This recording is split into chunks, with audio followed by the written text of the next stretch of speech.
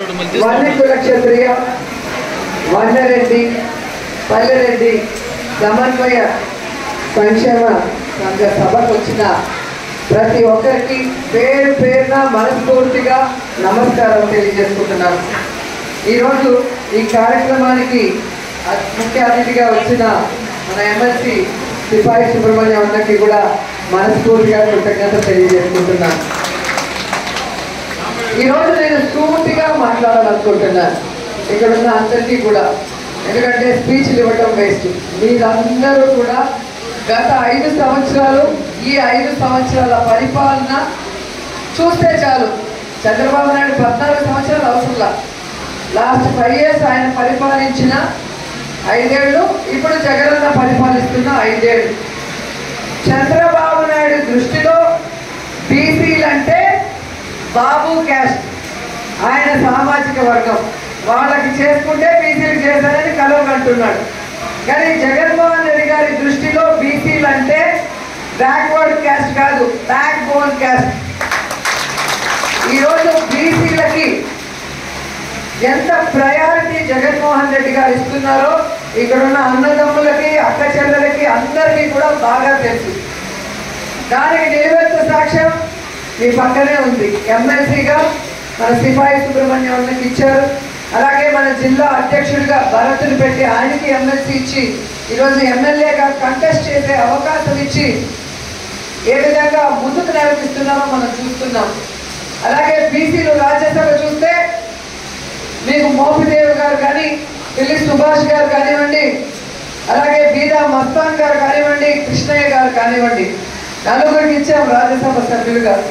అదే తెలుగుదేశం పార్టీలో 5 సంవత్సరాలుగా ఎవరికి ఇచ్చారో ఒకసారి చూస్తే వాళ్ళ సామాజిక వర్గానికి ఇచ్చుకునే బీసీకి అనుకుని ఆయన కలవకంటున్నారు.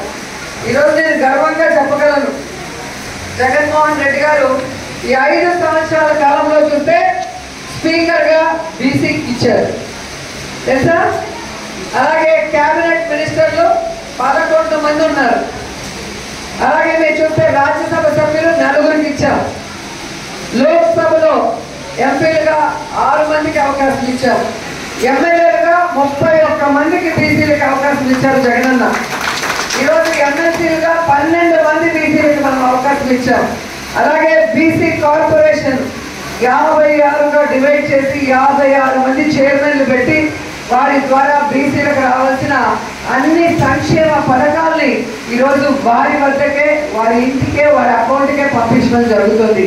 అలాగే మున్సిపల్ కార్పొరేషన్ చైర్మన్లుగా 98 మంది బీసీలకి అవకాశం ఇచ్చాం. అలాగే జడ్పీ చైర్మన్లుగా 9 మందికి అవకాశం ఇచ్చాం. మేయర్లుగా 9 మందికి అవకాశం ఇచ్చాం.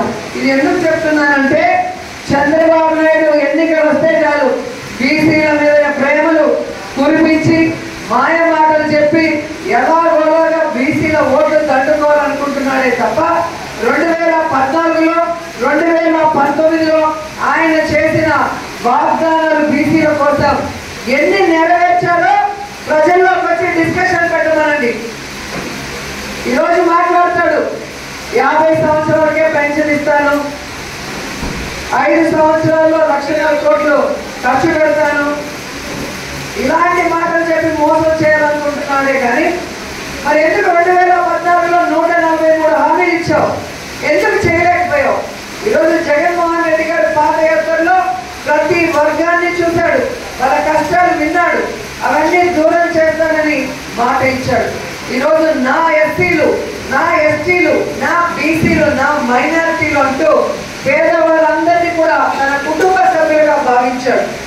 ఏ పార్టీకి ఓటేద్దామని చూడకుండా పేదవాడైతే చాలు వారి ఇంటిలో వారి పేదరికాన్ని దూరం చేయాలి, ఆ బిడ్డలకి చక్కటి చదువులు అందించాలి, వాళ్ళకి మంచి వైద్యాన్ని అందించాలి, ఇల్లు లేని పేదవాడికి ఇల్లు కట్టించి ఇవ్వాలని చిత్తశుద్ధిగా పనిచేస్తున్న ఏకైక ముఖ్యమంత్రి one and only Jaganmohan Reddy గారు.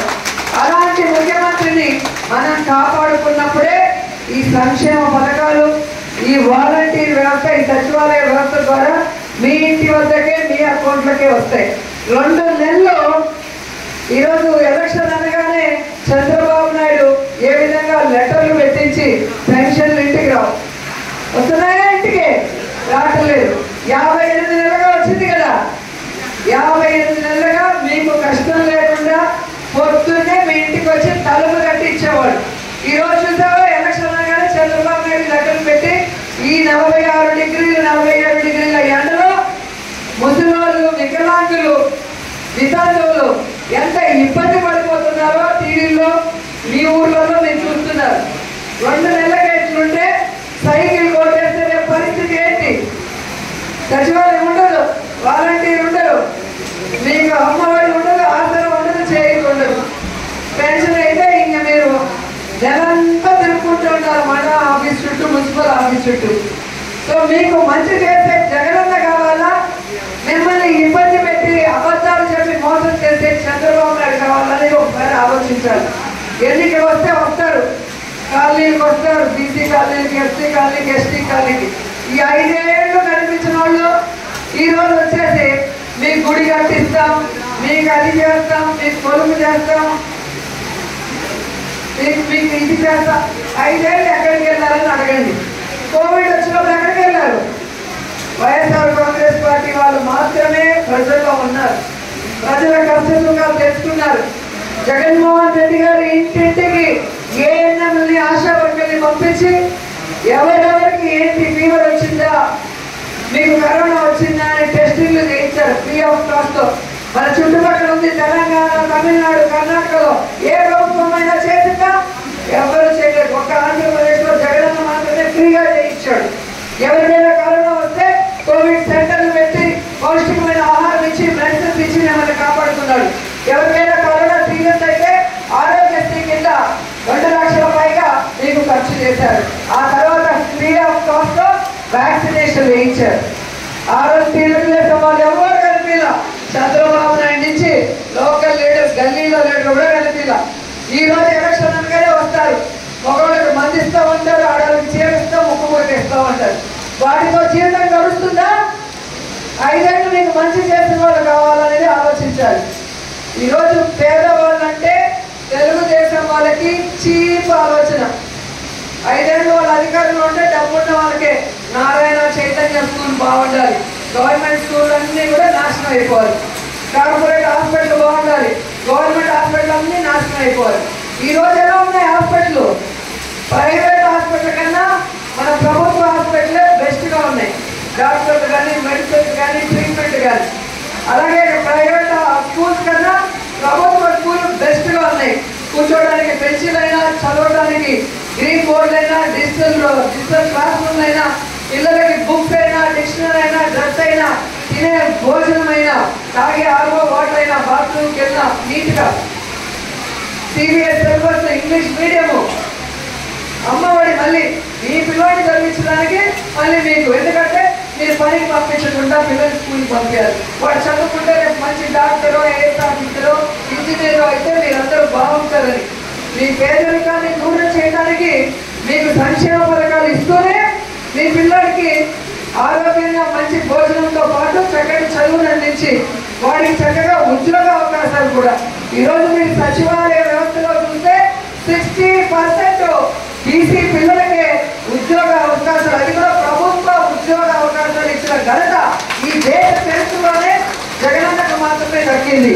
దాదాపుగా మీరు చూస్తే 85,000 మంది సచివాలయంలో ప్రభుత్వ ఉద్యోగం చేస్తుంది బీసీ పిల్లలే. మెజారిటీ అనేది కూడా తెలుసుకోవాలి. ఇలాంటి నాయకుడు, మనసున్న నాయకుడు నిజంగా మనకి ముఖ్యమంత్రి అయినందుకు, జగనన్నను ఇచ్చినందుకు రాజశేఖర రెడ్డి గారికి, విజయమ్మకి పాదాభివందనం చేయాలి.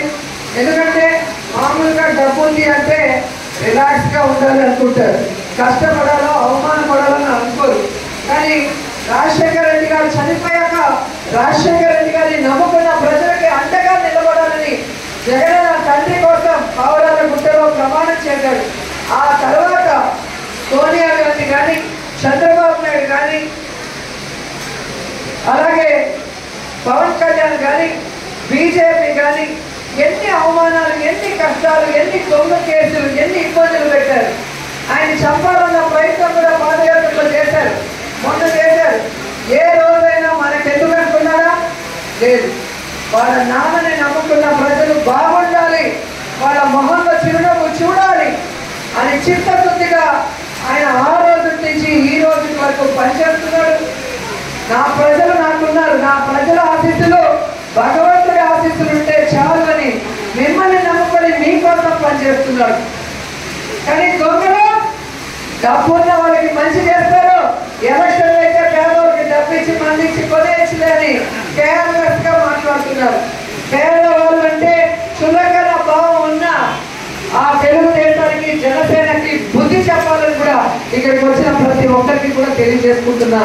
బీసీ కులం బాగుండాలన్నా, ఎస్సీ కులం బాగుండాలన్నా, ఎస్టీ కులం బాగుండాలన్నా, మైనార్టీ కులం బాగుండాలన్నా, ముఖ్యంగా పేదవాడు బాగుండాలి అంటే జగనన్న రెండోసారి ముఖ్యమంత్రి అవ్వాలి.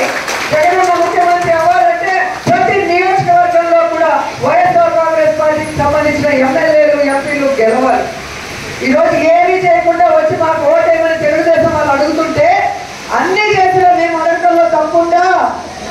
ప్రతి ఇంటికి వచ్చి బుక్ ఇచ్చినాం. మీ ఇంట్లో ఎంతమంది ఉన్నారు, ఎవరెవరికి ఏ సంక్షేమ పథకం ఇచ్చామో చెప్పాం. మీ ఊరికి గడప గడప తర్వాత ఇచ్చిన డబ్బులు రోడ్డు, డ్రైనేజ్, లైట్ మీరు అడిగిందే చేశారు.